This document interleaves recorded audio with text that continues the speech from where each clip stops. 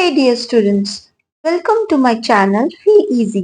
I am Dipti और आज हम लोग पढ़ेंगे fourth chapter the diary of Anne Frank. तो स्टूडेंट्स इस चैप्टर पढ़ने के टाइम पे आपको बहुत सारे डेट्स मिलेंगे जो आपको याद रखनी चाहिए। ठीक है, जो आपके बाद में इस चैप्टर को समझने में भी काम आएगा और आपको एमसीक्यूज आएंगे तो भी आपको प्रॉब्लम नहीं आएगा। ओके, तो इस चैप्टर को स्टार्ट करने से पहले मैं आपको एन फ्रैंक के बारे में थोड़ा बता देती हूँ कि वो एक रियल कैरेक्टर है और एन फ्रैंक का बर्थ जो है वो जून 1929 में हुआ था और डेथ फरवरी और मार्च के बीच में 1945 में हुआ था। ओके, वो जर्मन ज्यूइश फैमिली को बिलोंग करती थी। उस समय नाजीज और ज्यूज में हमेशा प्रॉब्लम रहती थी, इसलिए वर्ल्ड वॉर टू के समय एन फ्रैंक और उसकी फैमिली जर्मनी छोड़कर एम्स्टर्डम चले गए थे। ये देखो, ये एम्स्टर्डम में एन फ्रैंक का ये घर था, तो अभी म्यूजियम बना दिया गया है। यहाँ पे टिकट लगती है और अंदर में ये लोग टूर भी करवाते हैं एन फ्रैंक के कैसा लाइफस्टाइल था, वो कैसे रहती थी और वर्ल्ड वॉर टू के टाइम पे वो लोग कैसे रह रहे थे, तो ये सब वो लोग दिखाते हैं। आप एम्स्टर्डम में कोई भी जाके देख सकता है। तो वो लोग वर्ल्ड वॉर टू के टाइम में जब जर्मनी में प्रॉब्लम चल रही थी तो वो लोग एम्स्टर्डम चले गए थे। लेकिन जब नाजीज ने एम्स्टर्डम पर भी कब्जा कर लिया तो 2 साल 1942 टू 1944 उसकी फैमिली और उसके फादर के ऑफिस में छुप के रहना पड़ा। ओके, इस तरह से। लेकिन एट लास्ट वे लोग वहां से भी सभी पकड़े गए और मार दिए गए। बस एन फ्रैंक के जो पिता थे, जो फादर थे, वो बच जाते हैं। ठीक है, पर एन फ्रैंक भी मर जाती है। वो शायद कोई बीमारी की वजह से मर जाती है। ठीक है, तो बाद में जब वर्ल्ड वॉर टू एंड हो जाता है तो उसके जो फादर थे वो एम्स्टर्डम वापस जाते हैं और वहां उन्हें अपनी बेटी की लिखी हुई डायरी मिलती है। ठीक है, तो वो उस डायरी को पब्लिश करवाते हैं क्योंकि वो था भी इतना अच्छा लिखा हुआ, इतना इंटरेस्टिंग था। और फिर जब वो उसको बुक के फॉर्म में पब्लिश करवाते हैं, उसका नाम होता है the diary of a young girl, तो वो पूरी दुनिया पढ़ती, वो बेस्ट सेलर बुक है। आज भी बच्चे, जो भी बच्चे बड़े, सभी उसे बहुत ही शौक से पढ़ते हैं, बहुत ही इंटरेस्ट लेके पढ़ते हैं। ओके, तो इस चैप्टर में जो आप लोगों को पढ़ना है, इस बुक का एक स्मॉल पोर्शन लिया गया और बहुत हैप्पी मोमेंट लिया गया है, जबकि एन ने अपनी डायरी में हर तरह की बातों को लिखा है। उस वर्ल्ड वॉर के टाइम में क्या प्रॉब्लम चल रही थी, ये सब भी सब लिखा है। तो हो सके तो आप लोग इसको जरूर ट्राई करना।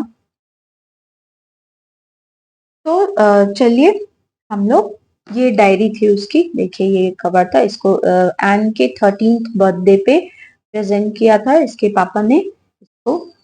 ओके, तो चलिए हम लोग यहाँ से स्टार्ट करते हैं। So writing in a diary is a really strange experience for someone like me. तो एन कहती है कि मेरे लिए डायरी लिखना एक बहुत ही अजीब सा एक्सपीरियंस है।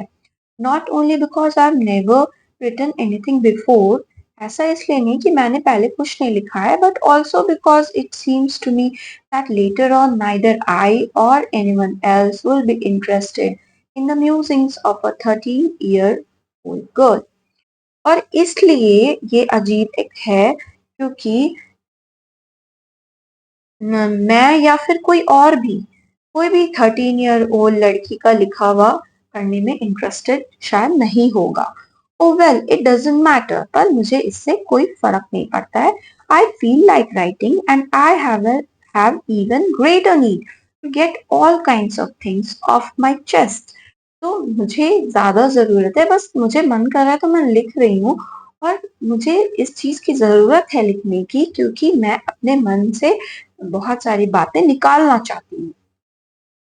Paper has more patience than people. तो एन कहती है कि पेपर में ज्यादा पेशेंस होता है लोगों पे, क्योंकि लोग अगर किसी की बात सुनते हैं तो या तो वो नखरे करते हैं या वो एक्सप्रेशन देने लगते हैं या फिर वो जज करने लगते हैं लोगों की बातों को। तो एन सोचती हैं कि लिखना ज्यादा अच्छा रहेगा, क्योंकि पेपर जो है वो तो रिएक्ट करता नहीं, उसमें ज्यादा पेशेंस होता है. I thought of this saying on one of those days when I was feeling a little depressed. तो मैं मेरे मन में ये बात क्यों आई, जब मैं उस दिन को याद करते हुए ये बात सोच रही हूँ जब मैं बहुत डिप्रेस थी, and I was sitting at home with my chin in my hands. तो मैं अपने गाल पे हाथ रख के बैठी हुई थी चुपचाप, बोर्ड एंड लिस्टलेस. और मैं बहुत बोर होके बैठी हुई थी, wondering whether to stay in और गो आउट. और मैं समझ नहीं पा रही थी कि मुझे बाहर जाना चाहिए या फिर मुझे घर में रहना चाहिए. But I finally stayed where I was. But मैं वहीं रह गई जहां पे मैं थी, ब्रोडिंग, सोचते हुए रह गई.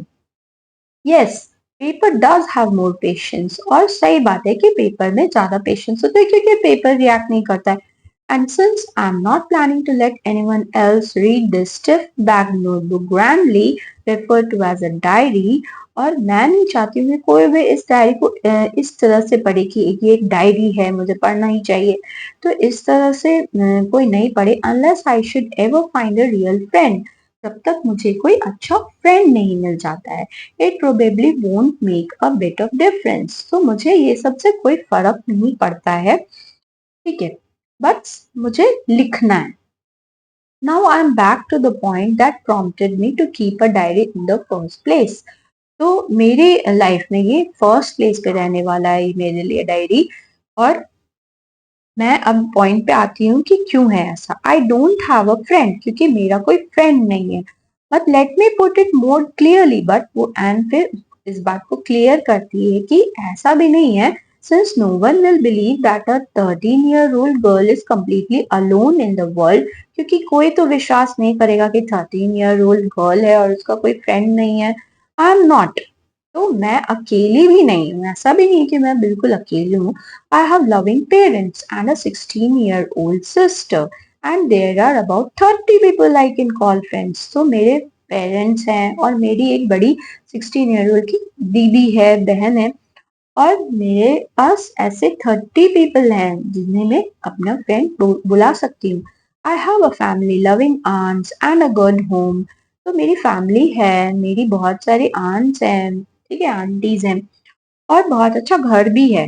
No, on the surface I seem to have everything. तो ऐसे मोटा मोटी तौर पे देखा जाए तो मेरे पास सब कुछ है, except my one true friend. बस एक मेरी अच्छी दोस्त नहीं है.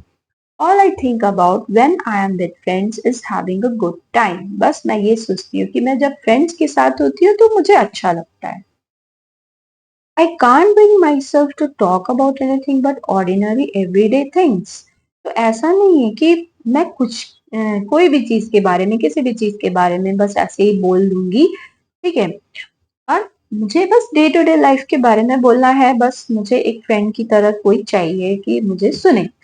We don't seem to be able to get any closer and that's the problem. और ऐसा भी नहीं है कि मुझे किसी के साथ बहुत क्लोज हो जाना है, और ये एक प्रॉब्लम भी है कि मैं वो जो थी वो किसी के ऊपर विश्वास भी नहीं कर पाती थी.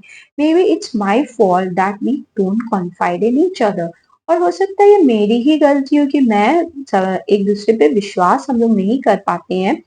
In any case, that's just how things are, and unfortunately, they are not liable to change.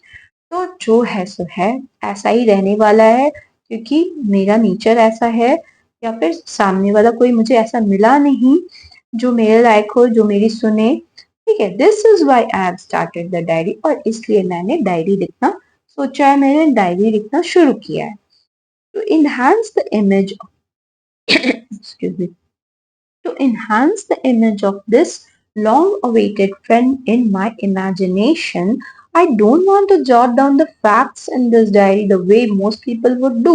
तो ऐसा नहीं है कि मैं इस डायरी को स्पेशल बना दूं और मैं कुछ इसमें स्पेशली लिखूं जैसे ज्यादातर लोग अपने डायरी में लिखते हैं. But I want the diary to be my friend. बस मैं इसको एक फ्रेंड बनाना चाहती हूँ, and I am going to call this friend Kitty. और वो अपनी डायरी का एक नाम रख देती है एज अ फ्रेंड, उसका नाम रखती है किटी. तो देख सकते हो आप लोग इस पिक्चर में, देखो एक बिल्ली बैठी है इस डायरी के ऊपर और वो उसके कान में कुछ बोल रही है. तो ऐसा ही वो इस डायरी को इस टाइप से वो अपने डायरी को यूज करना चाहती है कि वो एक फ्रेंड की तरह हो और वो अपने मन की सारी बातें उसमें लिख दे। Since no one would understand a word of my stories to Kitty if I were to plunge right in, I would better provide a brief sketch of my life, much as I dislike doing so. तो ऐसा है कि कोई अगर पढ़ेगा मेरी diary को तो हो सकता है नहीं समझ पाए कि कहाँ से स्टार्ट हुआ है, क्या है, नहीं है। तो ऐसा करती हूँ मैं अपनी डायरी को, और ऐसे भी कोई फ्रेंड से अगर इंट्रो करते हैं या बातचीत स्टार्ट करते हैं तो उसे अपना इंट्रोडक्शन देते हैं, तो वो इसलिए वो इस डायरी को शुरुआत करती है अपने लाइफ के एक ब्रीफ स्केच को देके, अपने बारे में थोड़ा बता के। ठीक है। माय फादर द मोस्ट, और जो कि उसे पसंद नहीं था करना, लेकिन फिर भी वो डायरी को इसी तरह से स्टार्ट करना चाहती थी। My father, the most adorable father I have ever seen, did not marry my mother until he was 36 and she was 25. तो मेरे जो पिता थे, जिनसे मैं बहुत ही ज्यादा प्यार करती थी, उन्होंने मेरे मदर के साथ बहुत जल्दी शादी नहीं की थी। जब वो 36 के हो गए थे और मेरी मदर 25 की हो गई थी, तभी उन्होंने की थी। My sister Margot was born in Frankfurt in Germany in 1926, और फिर 1926 में उसकी बड़ी बहन, देख सकते हो आप यहाँ पे पिक्चर बड़ी बहन का। तो मार्गोट जो थी वो पैदा हुई थी 1926 में फ्रैंकफर्ट में, जर्मनी में। I was born on June 12, 1929, और फिर 3 साल के बाद ये एन पैदा होती हैं जून 12 को। ठीक है, तो ये देखो डेट आप मार्क कर लो, June 12, 1929 is the birth date of Anne Frank. I lived in Frankfurt until I was 4, और जब तक मैं 4 साल की नहीं हो गई मैं फ्रैंकफर्ट में ही रही। Because we are Jewish and my father immigrated to Holland in 1933, और क्योंकि हम लोग ज्विश थे तो हम लोग रहते थे वहां, लेकिन उसके फादर जो है वो वहां से इमिग्रेट कर जाते हैं, मूव कर जाते हैं, शिफ्ट कर जाते हैं हॉलैंड में जाके। ठीक है, क्योंकि हालात खराब हो रहे थे उस समय। तो 1933 में उसके पापा हॉलैंड में शिफ्ट हो जाते हैं। वो लोग अभी नहीं जाते हैं, एन और उसकी बहन और उसकी माँ, लेकिन उसके पापा वहां पे क्या करने गए थे? He became the managing director of the Dutch Opekta company which manufactures products used in making jam. Jam बनाने वाली कंपनी में वो शिफ्ट हो जाते हैं। ठीक है, वो क्या थे? मैनेजिंग डायरेक्टर के रूप में शिफ्ट होते हैं वहां पे। वहां पे अपॉइंट हो जाते हैं। My mother Edith Hollander Frank तो went with him to Holland in September, और फिर सितंबर में उसकी माँ जाके अपने पिता के साथ, उसके पिता के साथ रहने लगती है। और while Margot and I were sent to Action to stay with our grandmother, और ये और उसकी जो दीदी थी, बहन थी, उन लोगों को भेज दिया जाता है उन लोगों की दादी के पास। मार्गोट वेंट टू हॉलैंड इन दिसंबर, और फिर मार्गोट जो है वो उसके मदर फादर के बाद पास चली जाती है दिसंबर में। And I followed in February, और फिर फेब्रुअरी में एन चली जाती है। When I was plunked down on the table as a birthday present for Margot, तो पहले मार्गोट जाती है तो मार्गरेट को बहुत अकेला फील हो रहा होगा। मदर फादर तो थे लेकिन कोई खेलने वाला नहीं था, तो इसको एज अ गिफ्ट वहां पे टेबल पे रख दिया जाता है। I started right away at the Montessori nursery school, तो मोंटेसरी में मीन्स केजी में उसको वहां पे हॉलैंड में एडमिशन दे दिलवा दिया जाता है। I stayed there until I was 6, at which time I started in the first form. तो जब वो 6 साल की हो जाती हैं तब तक वो लोग वहां पे रहते हैं, और फर्स्ट फॉर्म में मतलब कि फर्स्ट ग्रेड स्टैंडर्ड 1 में वो पहुंच जाती है। In the six form my teacher was, और जब वो सिक्स फॉर्म में थी, जब वो सिक्स स्टैंडर्ड में चली जाती है तो उसकी एक टीचर होती है, मिसेस क्यूपरस। ठीक है, जो कि हेड मिस्ट्रेस भी थी उस स्कूल की। तो वो एक टीचर होती हैं, और at the end of the year we were both in tears as we said a heartbreaking farewell. और जब उनका स्कूल छोड़ने का, उसका एंड का वो टाइम आ जाता है, तो फिर वो इतना लगाव हो जाता है उसको अपनी टीचर से कि वो लोग बहुत रोते हैं बिछड़ते समय। In the summer of 1941 grandma fell ill. फिर वहां तो हॉलैंड में जब ये लोग शिफ्ट गए थे तो उसकी दादी के पास गए थे। तो दादी जो थी वो 1941 में बीमार पड़ जाती हैं and had to have an operation. So my birthday passed with little celebration. तो उस समय उनका ऑपरेशन होना होता है, इसलिए उनका जो बर्थडे है वो हल्के फुल्के रूप में, छोटे रूप में मनाया जाता है। ग्रैंडमा डाइड इन जनवरी 1942 और फिर जनवरी 1942 में उसकी दादी गुजर जाती हैं, मर जाती हैं।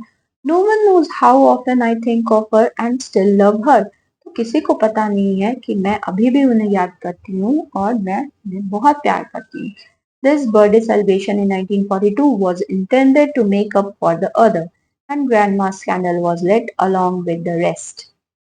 तो पहले जो हल्के फुल्के रूप में बर्थडे मनाया गया था, तो इस बार इसका बर्थडे थोड़ा ठीक से मना दिया जाता है कि चलो पहले बार में थोड़ा कसर रह गया था तो मना लेते हैं, लेकिन इससे थोड़ा दुख भी रहता है क्योंकि ग्रैंडमा तो मर चुकी होती हैं और उनके फोटो के आगे उनका कैंडल जल रहा होता है। The four of us are still doing well, and that brings me to the present date of 20 June 1942 and the solemn dedication of my diary. तो अभी इसकी फैमिली जो थी वो सही सलामत थी क्योंकि चारों तरफ वॉर छेड़ रहा था और लोगों को कब्जा किया जा रहा था, कंसंट्रेशन कैंप में डाल दिया जाता था अगर पकड़े जाते थे तो। ठीक है, तो वहां पे उन लोगों के साथ बहुत अत्याचार करते थे जो नाजीज लोग थे, तो सब जगह फैल जा रहे थे। तो लेकिन ये लोग अभी एकदम सही सलामत थे और इसलिए ये अपना डायरी की तरफ डेडिकेशन दिखाती है और वो लिखती है। सैटरडे 20 जून 1942 को वो लिखने बैठती है, डियरेस्ट किटी। तो वो डियरेस्ट किटी अपनी डायरी को एक फ्रेंड की तरह एड्रेस करती है और उसका नाम किटी रखा था इसलिए वो डियरेस्ट किटी लिखती है। Our entire class is quaking in its boots. तो सारे बच्चे जो उसकी क्लास के थे सब उछल कूद मचा रहे थे, मस्ती कर रहे थे।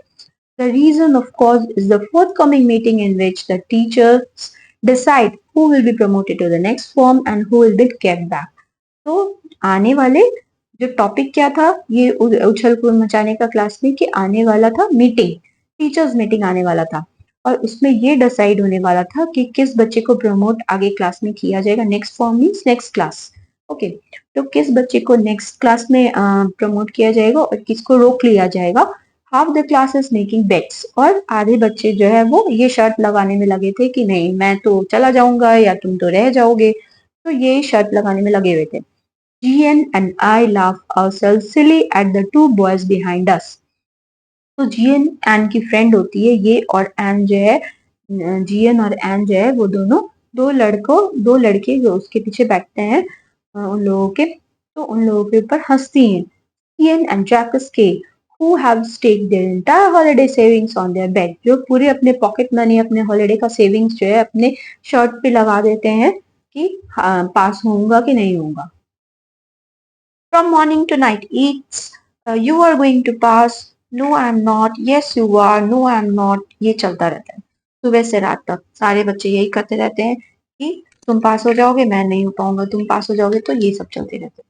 Even G's pleading glances and my angry outbursts can't calm them down. तो जीएस जो है वो बहुत मतलब प्लीज प्लीज करके वो देखती है उन लोग की तरफ कि प्लीज यार चुप हो जाओ तुम लोग। और माई एंग्री आउटबर्स्ट मीन्स मैं गुर्राते हुए उन लोगों की तरफ देखती हूँ कि चुप हो जाओ, तो भी वो लोग सुनते नहीं है। If you ask me, there are so many dummies that about a quarter of the class should be kept back. तो अगर मुझे पूछा जाए तो मेरे क्लास में इतने सारे बुद्धू बच्चे थे कि उसमें से 25% को तो वापस ही रोक लिया जाएगा क्लास में। But teachers are the most unpredictable creatures on earth. But teachers तो उन लोगों को समझना ही मुश्किल है, वो लोग अनप्रिडिक्टेबल होते हैं, कुछ भी मतलब मार्क्स ले सकते हैं या कुछ भी डिसीजन ले सकते हैं। I am not so worried about my girlfriends and myself, well we will make it. तो मैं अपनी फ्रेंड्स या फिर खुद के लिए वरीड नहीं हूँ, हम लोगों का हो जाएगा। Only subject I am not sure about is maths. तो एन जो है वो मैथ्स में थोड़ी कमजोर रही होगी, तो वो बोलती है मैं सिर्फ मैथ्स के बारे में वरीड थी थोड़ा।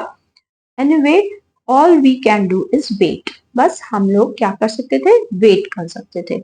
Until then we keep telling each other not to lose heart, और तब तक हम लोग एक दूसरे को सांत्वना दे रहे थे।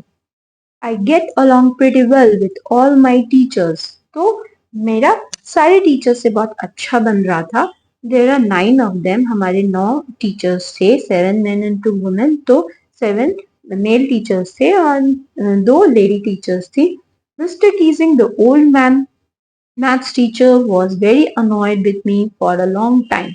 तो एक मैथ्स टीचर थे उसके, मिस्टर टीजिंग, तो वो थोड़े इससे गुस्सा रहते थे because I talk so much, क्योंकि एंड जो है वो बहुत बातूनी थी। आफ्टर सेवरल वार्निंग्स ही असाइन में एक्स्ट्रा होमवर्क, और बहुत वार्निंग के बाद भी एंड सुधर नहीं रही थी, तो वो भी ठान रखे थे कि मैं तो सुधार के ही रहूंगा। तो उन्होंने पनिशमेंट दे दिया, एक्स्ट्रा होमवर्क दे दिया, and essay on the subject a chatter box. तो अ चैटर बॉक्स टॉपिक पे ऐसे लिखने के लिए दे दिया, क्योंकि चैटर बॉक्स क्या होता है, जो बहुत पटर पटर करता है, दिन भर बोलता रहता है, तो उसको चैटर बॉक्स बोला जाता है। तो चैटर बॉक्स के ऊपर ही ऐसे लिखने वो टीचर ने दे दिया। Chatter box, what can you right about that? तो वो सोचती है, अरे इस टॉपिक पे कोई कैसे लिख सकता है।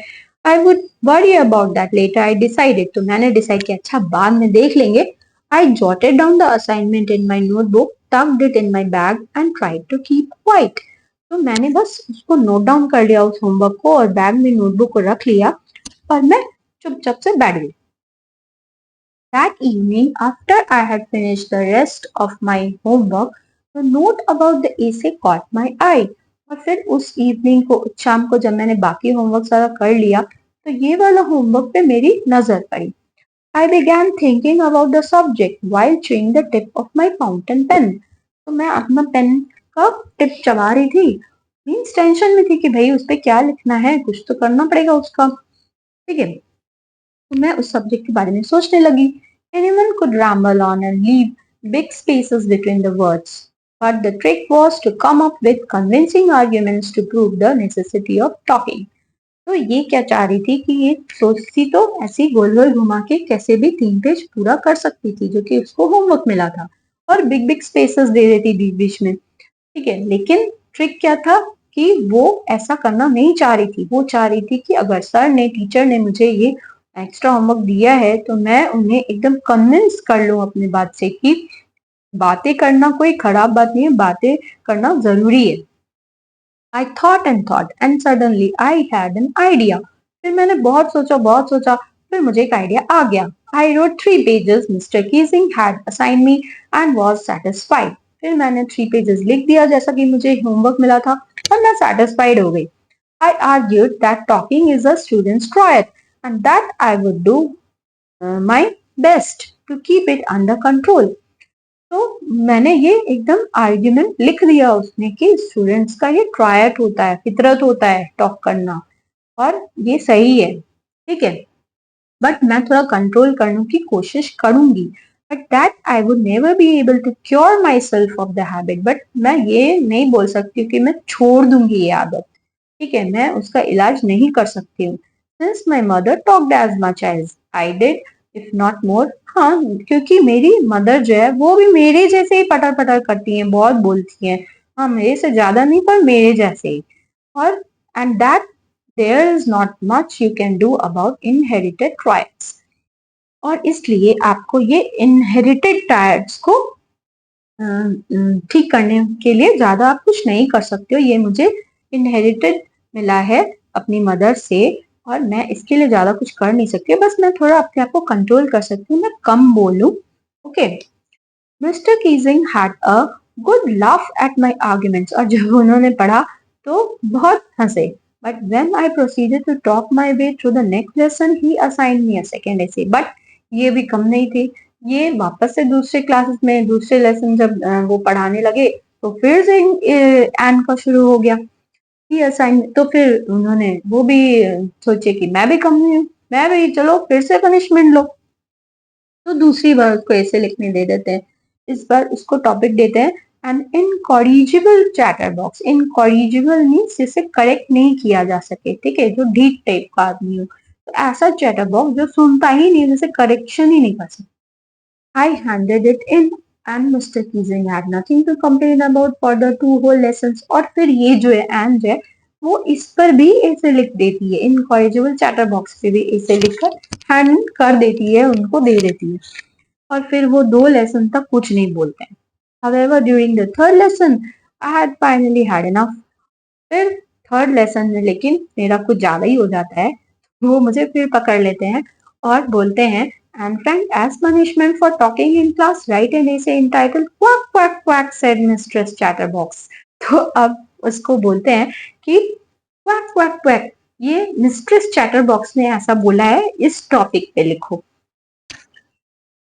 The class roared and I had to laugh too. तो पूरा क्लास हंस पड़ा और मुझे भी हंसना पड़ा, though I had nearly exhausted my ingenuity on the topic of chatterbox. तो अब ये मैं इस चैटर बॉक्स वाले टॉपिक पे लिख लिख के थक चुकी थी, मेरे पास अब कुछ स्टफ नहीं बचा था लिखने को, तो वे मुझे क्लास में उन लोगों के साथ हंसना ही पड़ा। It was time to come up with something else, something original, but इस बार मुझे कुछ एकदम धांसू सा लिखना था कि मैं एकदम उनको चुप ही कर दूं। ठीक है। My friend San who who is good at poetry offered to help me write the essay from beginning to end in verse and I jumped for joy. तो उसकी एक फ्रेंड सैने होती है, वो पोएट्री बहुत अच्छी लिखती है। ठीक है, तो वो उसे ऑफर करती कि ठीक है मैं तुम्हारी मदद कर दूंगी, तुम स्टार्टिंग से एंड तक ना इसको पोएट्री फॉर्म में लिखो। ठीक है, तो ये खुशी के मारे उछल पड़ती है, अरे वाह चलो कोई मेरी हेल्प करने आ गया, मेरे लिए इजी हो जाएगा।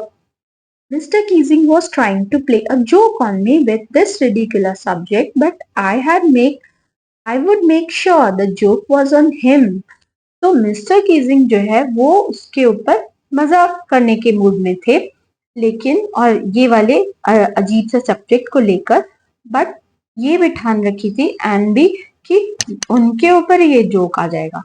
I finished my poem and it was beautiful, और पोएम पूरा हो जाता है और बहुत ही सुंदर पोएम लिखा जाता है। It was about a mother duck and a father swan with 3 baby ducklings who were bitten to death by the father because they quacked too much. तो ये जो पोयम रहता है इसमें एक मदर डक होती है और फादर स्वैन होता है और उनके 3 बच्चे होते हैं, 3 डकलिंग्स होते हैं। ठीक है, वो डकलिंग्स दिन भर क्वैक क्वैक क्वैक करते रहते हैं और उसके जो फादर होते हैं, डक जो होता है, स्वैन, फादर स्वैन जो होता है, वो इतना इरिटेट हो जाता है कि उन लोगों को पीट पीट कर जान ही ले लेता है, मार देता है। ठीक है, तो इस पोएम के थ्रू एन जो है वो ये शो कर देती है अपने टीचर को कि देखो भाई हम लोग भी बच्चे हैं, जैसे उस डकलिंग की क्या गलती थी, बच्चे लोग तो ऐसे ही क्वैक क्वैक करेंगे तो उसके पिता मतलब उन्होंने उसे मार ही दिया, तो ऐसा तो नहीं करना चाहिए ना, बच्चे का क्या दोष होता है, बच्चे का तो ये ट्रायड ही होता है कि पटर पटर करते रहते हैं, उन्हें उतनी बुद्धि नहीं होती है। तो इसका मतलब ये थोड़ी है कि बड़े लोग ऐसा ऐसा पनिशमेंट दे देंगे। तो ऐसा हुआ कि टीचर ने उसे इस तरह से ले लिया, बात को अपने ऊपर पर्सनली ले लिया होगा कि अरे मैं भी तो ऐसा ही करना हूँ, बेचारी बच्ची तो है और वो बोलती है ज्यादा और क्या कर लेती है, और मैं भी तो उसके पीछे पड़ा हुआ हूँ, तो ऐसा ही कुछ उनके मन में भी रिएक्शन हो गया होगा। तो luckily mister Keesing took the joke the right way. तो एम कहती है कि हो सकता है मिस्टर कीजिंग ने भी सही तरीके से इस जोक को मेरे ले लिया होगा। He read the poem to the class, adding his own comments, और फिर वो पूरी क्लास में उस पोएम को पढ़ते हैं, अपना भी कमेंट्स ऐड कर देते हैं, and several other classes as well, और फिर उसी क्लास में नहीं दूसरे क्लास में भी जा जाके वो पोएम को रीड करते हैं। Since then I have been allowed to talk and I haven't been assigned any extra homework, और तब से मुझे बोलने के लिए अलाउ कर दिया जाता है कि चलो बोल रही है बोलने दो, बच्ची है, और फिर मुझे कोई एक्स्ट्रा होमवर्क भी नहीं मिलता है। On the contrary, Mr. Keesing is always making jokes these days. तो मिस्टर कीजिंग जो है और आजकल जोक्स बोलने लगे, वो खुद ही बहुत मजे में रहते हैं। ठीक है, तो इस तरह से ये वे आउट निकाल लेती है योर्स एन, और इस तरह एन जो है वो अपना लेटर यहाँ पे खत्म करती है। तो इस चैप्टर में ये वाले लेटर को लिया गया है, बट एक्चुअली इसकी जो बुक है इसमें हर तरह का पार्ट है। इसमें उस समय जो लड़ाई छिड़ी हुई थी उस समय कैसा माहौल था ये सब भी लिखा है एन ने। तो चलो इस चैप्टर में बहुत हैप्पी मोमेंट रहता है एन का। ठीक है, तो ये बहुत enjoy loving, enjoyment loving girl रहती है। तो ये चैप्टर आपका ओवर होता है। ओके, तो एज यूजुअल आपका डिस्क्रिप्शन बॉक्स में आपको नोट्स मिल जाएगा। आप देख लेना, और डिस्क्रिप्शन बॉक्स में प्लेलिस्ट भी होगा जहाँ पे आपको और भी मेरे वीडियोस मिल जाएंगे, ताकि आपको मैं और भी ज्यादा हेल्प कर पाऊँ आपके दूसरे चैप्टर्स में। ओके, तो अगर आपको वीडियोस हेल्पफुल लगते हैं तो आप सब्सक्राइब कर लेना, लाइक कर देना, कमेंट लिख देना। Okay, then good bye to all of you, bye bye.